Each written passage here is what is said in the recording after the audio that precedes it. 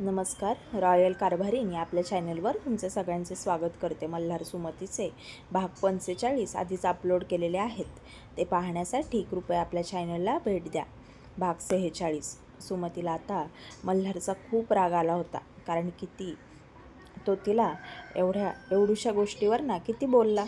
सुमती आता मल्हारच्या शेजारून उठली आणि बेडरूममध्ये गेली तिचा आवरायला. आणि तिच्या एकटीचीच बडबड चालली होती. रागातच म्हणत होती, काय गरज होती इतकं बोलायची. कधी कधी एवढं प्रेम करतात की असं वाटतं ह्या माणसासाठी स्वतःचं हृदयसुद्धा काढून द्यावं. आणि कधी कधी इतकं घालून पाडून बोलतात की असं वाटतं त्यांना भदडूनच काढावं. इतका राग आला आहे मला ह्या माणसाचा. आईसमोर बोलतात ते बोलतात. आता मावशी आली आहे त्यांच्यासमोर सुद्धा मला बोलले. मल्हार आता मनातच म्हणाला, बायकोचा रुसवा काढावा लागणार आहे, नाहीतर एवढूशा ठिणगीचा वणवा व्हायचा. आणि तो वणवा विजवता विजवता माझ्या नाकी नऊ यायचे. खरंच देवा, लोक म्हणतात बाईचा जन्म खूप अवघड असतो, पण मला तरी असं वाटतंय की लग्न झालेल्या पुरुषाचा जन्म खूप अवघड असतो आणि बिचाऱ्याचे खूप हाल असतात. सगळं त्याने एकट्याने सहन करायचं. पुरुषांचं दुःख कोणालाच दिसत नाही. चला आता अजून एक काम वाढवून ठेवलं आहे मी, ते निस्तरायला पाहिजे. मल्हार आता त्यांच्या बेडरूममध्ये गेला. सुमतीने रूम साफ केली होती. मल्हार मनातच म्हणाला, बायको म्हणजे अगदी सगळ्या कामात परफेक्ट आहे. मल्हार सुमतीला म्हणाला, काय ग सुमती, अगं तुला म्हटलं ना मी की करेल कोणीतरी साफ, तुला काही गरज होती का. सुमती आता एकदम शांत होती. मिररमध्ये पाहून केस विंचरायला लागली. मल्हार सुद्धा तिच्या मागून आला आणि सुमतीला म्हणाला, सुमती अगं आपण दोघं जण कुठंतरी आउट ऑफ डेस्टिनेशन फिरायला जाऊयात, तुला आवडेल ना. आणि तुला कुठे जायचं होतं ग. सुमती आता मल्हारच्या मिठीत ना सुटत म्हणाली,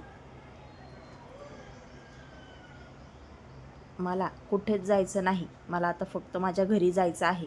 उगाच मला मस्का लावायला येऊ नका. आणि तुमच्यासोबत तर नाहीच जायचं मला कुठे बाहेर फिरायला, तुम्हीच जा. मल्हार म्हणाला, गेलो असतो ग, पण मला दुसरी बायको पण नाही ना.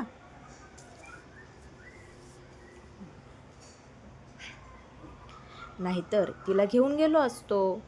एक रुसली म्हणून दुसरीला घेऊन जायचं. सुमतीने आता रागातच मल्हारकडे पाहिलं आणि जोरात त्याचा शर्ट बेडवरती आपटला आणि म्हणाली, करा करा, दुसरी बायको करा, गर्लफ्रेंड करा, कारण की आता एकच चेहरा पाहून कंटाळा आला असेल ना तुम्हाला. सुमती बोलत होती आणि मल्हार तिच्याकडे पाहून दात काढत होता. सुमती आता आणखीनच रागवली आणि मल्हारला म्हणाली, काय झालं दात काढायला, कोण बघून ठेवले आहेत वाटतं. खरं बोललं की माणसाला कसं हसायला येतं. मल्हार सुमतीला म्हणाला, बायको अगं रागात सुद्धा तुझ्या किती प्रेम आहे ग, नवऱ्यावर किती प्रेम करतेस ग तू. मल्हारने आता पटकन सुमतीच्या कमरेत हात घातला आणि तिला एकदम त्याच्या जवळ ओढलं आणि सुमती त्याच्या छातीवरती जाऊन आदळली. तिचे केस तिच्या चेहऱ्यावरती आले आणि मल्हार सुमतीला म्हणाला, Sumati I love you so much, सोडून दे ना राग. आणि काय ग एवढा रागवायला काय झालं आहे तुला. सुमती मल्हारला म्हणाली, का रागवायचा हक्क फक्त तुमच्याकडेच आहे का, मी नाही रागवू शकत का. मल्हार सुमतीला म्हणाला, रागव ना बायको, तुला कोण नाही म्हटलं, पण राग हा तिथल्या तिथेच असावा, लगेच सोडून द्यावा. माणसाने इतकं काय मनाला लावून घ्यायचं. आणि माझं मागाचं बोलणं इतकं काय मनाला लावून घेतलंस तू. तुझ्या नवऱ्याचा स्वभाव तुला माहिती आहे ना. सुमती म्हणाली, माहिती आहे.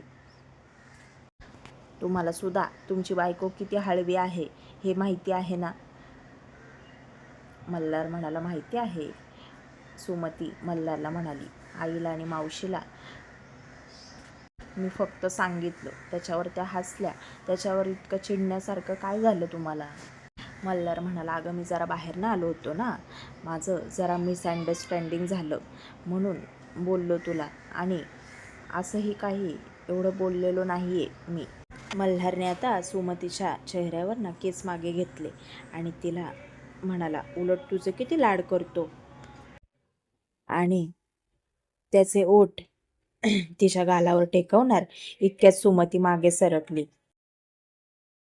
आणि मल्हारला म्हणाली, अजिबात माझ्याजवळ यायचं नाही, माझी इच्छा नाही तोपर्यंत.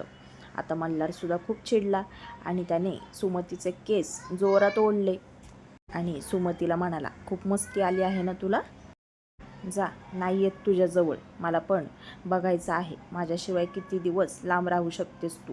तुला एकदा सांगून कळत नाही ना, अजून काय काय करायला पाहिजे मी, तुझ्या पायावर नाक घासू का. सुमती आता हळूच मल्हारला म्हणाली, घासा मग. मल्हारने आता सुमतीचे केस सोडले आणि सुमतीला म्हणाला, तू काय माझ्याजवळ नाही येत, मीच तुझ्याजवळ येत नाही. जोपर्यंत तुला तुझी चुकी कळत नाही आणि तू माझी माफी मागत नाहीस ना, तोपर्यंत तुझ्याजवळच येणार नाही, एवढं लक्षात ठेव. मल्हारने आता त्याची बॅग पॅक केली आणि नेमकी त्याच्या बॅगमध्ये सुमतीची रेड कलरची ब्रा होती. मल्हारने आता रागातच हातात घेतली आणि रागातच म्हणाला, युजलेस, आणि जोरात तिच्या बॅगमध्ये ती आपटली. सुमतीसुद्धा मल्हारला म्हणाली, सेम टू यू. मल्हार अजूनच रागाने धुमसत होता आणि स्वतःची बॅग घेऊन मल्हार खाली आला. सुमती पण म्हणाली, मी पण ह्यांच्या मागे मागे करणार नाही, मी पण बघते तुम्ही पण किती दिवस माझ्यापासून लांब राहताय ते. मल्हार आणि सुमतीमध्ये आता चांगलंच महायुद्ध पेटलं होतं आणि या महायुद्धाची आईला जरासुद्धा कल्पना नव्हती. एवढ्याशा छोट्याशा गोष्टीवर ना दोघांना पण इतका राग आला आणि दोघांचा पण इगो आता शिगेला पोचला होता. मल्हार रागातच खाली आला आणि आईला आणि मावशीला हाक मारली, चला, निघायचं आहे का नाही, का इथेच थांबायचं आहे. सुमती पण तिची बॅग घेऊन खाली आली आणि आई आणि मावशीला आवाज गेला तसा त्याही आतमध्ये आल्या आणि म्हणाल्या, ठीक आहे, चला लवकर. मल्हार त्यांना म्हणाला, एक इम्पॉर्टंट मीटिंग अटेंड करायची आहे मला. मल्हार सुमतीच्या बाबांना म्हणाला, बाबा येतो मी, आणि पुढे निघून गेला. मल्हारच्या चेहऱ्यावरनं स्पष्ट दिसत होतं की त्याला केवढा राग आला आहे. आई सुमतीला म्हणाल्या, काय ग सुमती, काय झालंय. मल्हार एवढा चिडला का आहे, काही बोलला का तो तुला. सुमती म्हणाली, नाही हो आई, चला आपण निघूयात, त्यांना उशीर होतोय ना. बाबा येते मी. सुमतीने आता बाबांचा आशीर्वाद घेतला आणि तिची बॅग घेऊन ती बाहेर आली. मल्हार त्याची बॅग रागातच गाडीत ठेवत होता आणि सुमती बाहेर आली तशी मल्हारने तिच्याकडे बघायचं टाळलं.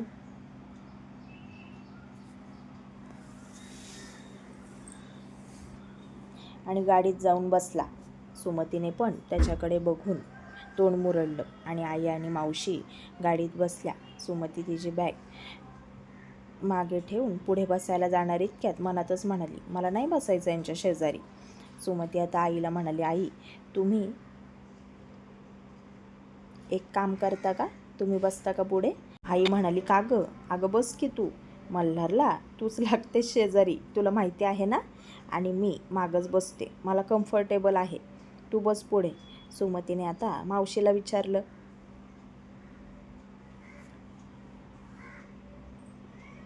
मावशी, तुम्ही बसता का पुढे. मावशी पण म्हणाल्या, नको बाबा, तूच बस, आमच्या दोघींच्या मस्त गप्पा चालल्या आहेत मागे, मल्हार शेजारी तूच बस आता. मल्हार खूप चिडला सुमतीवर आणि आईला सुमतीला उद्देशून म्हणाला, ज्याला माझ्या शेजारी बसायचं नाहीये त्यांनी सरळ त्याचं सामान घ्यायचं आणि त्याचं मागणं यायचं. ज्याला काही प्रॉब्लेम असेल त्यांनी नाही बसलं तरी चालेल माझ्या शेजारी. सुमतीने आता आश्चर्याने मल्हारकडे पाहिलं. मल्हारने रागातच त्याचे सनग्लास लावले आणि आई आणि मावशी दोघीही शांत झाल्या. दोघींना पण कळलं आता दोघांचं महायुद्ध झालेलं आहे, आपण काही न बोललेलंच बरं. मल्हारने आता जोरात हॉर्न वाजवायला सुरुवात केली आणि जोपर्यंत सुमती बसत नाही तोपर्यंत हॉर्न वाजवतच राहिला. सुमती आता पटकन पुढे जाऊन त्याच्या शेजारी बसली. तेव्हा कुठे मल्हारने हॉर्न वाजवायचा बंद केला. सुमतीने लगेच सीट बेल्ट लावला आणि बाबासुद्धा बाहेर आले होते. सगळ्यांनी बाबांचा निरोप घेतला. मल्हारचा तो ॲटिट्यूड बघून सुमती मल्हारकडे तिरक्या नजरेने पाहत होती आणि मनातच म्हणत होती, काय तर रुबाब आहे माणसाचा, इतका वेळ हॉर्न वाजवतात का? आणि मला म्हणाले, ज्याला यायचं त्याने या, नाहीतर या मागना. आता मी रुसली आहे ना, तर मला मनवायचं सोडून स्वतःच एवढा फुगून बसला आहे बाबा.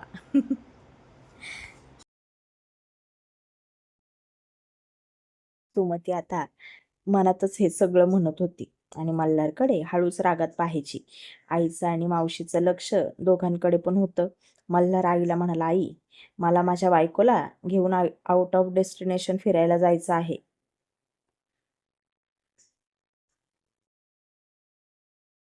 आई मल्हारला म्हणाली, जा की बाबा, तुला मी काय नाही म्हटले का? तुझी बायको आणि तू, तुम्हाला जिथे जायचं तिथे जा. आता सुमती म्हणाली, पण आई, मला नाही जायचं कुठे माझ्या नवऱ्यासोबत, मला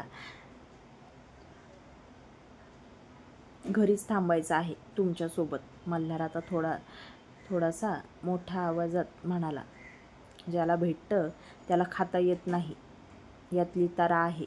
आणि ज्याला त्यांचा नवरा वेळ देत नाही, बाहेर फिरायला नेत नाही किंवा हनीमूनला एखाद्या मस्त डेस्टिनेशनला नेत नाही ना, त्या बायका म्हणतात, आमचा नवरा आम्हाला कुठेच फिरायला नेत नाही आणि हिला मी फिरायला नेतोय तर हिला नको झालं आहे.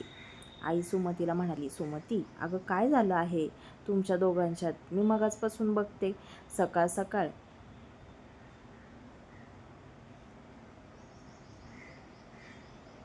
काही भांडण वगैरे झालं का काय दोघांचं? आणि त्या इडलीवरनं झालं आहे का काय? आई, अहो जाऊ द्यात तो विषय, मला आता नको आहे परत. तसंही तुमच्या मुलाला खूप राग येतो, अगदी राग त्याच्या नाकाच्या शेंड्यावरच असतो. मल्हार म्हणाला, हो का? माझा राग नाकाच्या शेंड्यावर असतो आणि आपलं काय? आपल्याला सुद्धा आता माझ्या इतकाच राग यायला लागला आहे. एक चिडलेला असला की दुसऱ्यांनी माघार घ्यायची असते, कळलं का? दोघांनी पण एवढं चिडून चालत नाही. सुमती म्हणाली, कोण सांगते बघा, प्रत्येक वेळेस मीच माघार घेते. आता 2 मिनिटांनी लगेच तुमच्याशी चांगली बोलायला लागेल, पण तुमचा राग कधीच जात नाही. मल्हार म्हणाला, बरं ठीक आहे, माझा राग जात नाही ना, आणि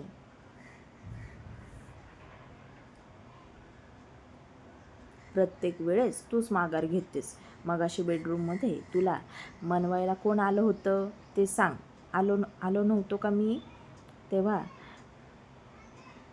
तिथेच विषय सोडून द्यायचा होता. मग आता बाकीचं कशाला बोलत बसली आहेस? आता ह्या दोघांचं आई आणि मावशीसमोर हे सगळं भांडण चालू होतं. आई मल्हारला म्हणाली, मल्हार शांत हो बाळा, जरा तू सुद्धा शहाण्यासारखा वाग ना. आणि सुमतीला मगाशी राग आला त्याचं कारण पण तसंच आहे. एवढूशा गोष्टीवर ना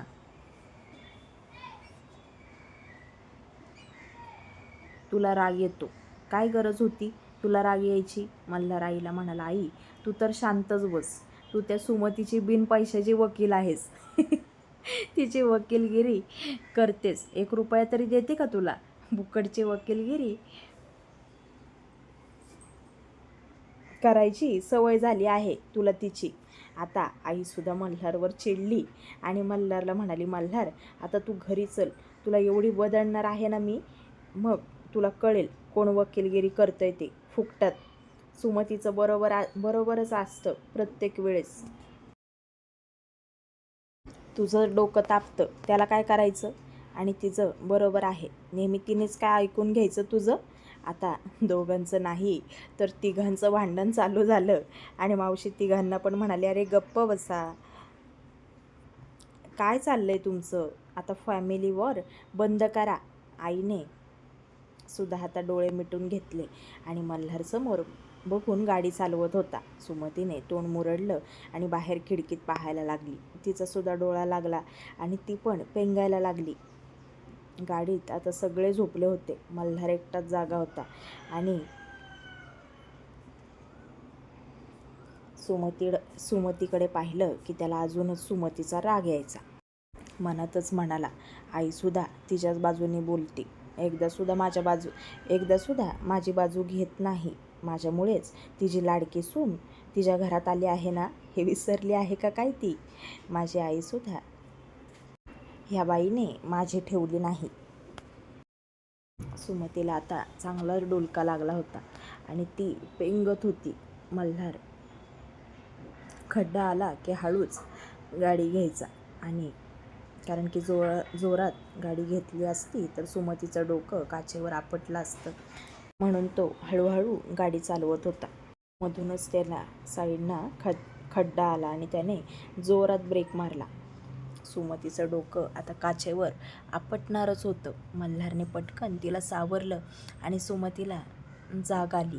मल्हारचा हात आता सुमतीच्या डोक्याखाली होता. सुमतीने मल्हारकडे पाहिलं आणि मल्हारने पण सुमतीकडे पाहिलं. सुमती आता थोडीशी मल्हारकडे पाहून हसणार इतक्यात मल्हारने लगेच त्याचा हात काढून घेतला आणि तिला फुल ॲटिट्यूडमध्ये म्हणाला, काही गरज नाही थँक्यू म्हणायची, माझं मी कर्तव्य केलं आहे. सुमतीने परत त्याच्याकडे बघून तोंड मुरडलं आणि म्हणाली, माझा राग परवडला, पण ह्यांचा राग परवडत नाही मला. पुढील भाग पाहण्यासाठी चॅनलशी कनेक्टेड राहा.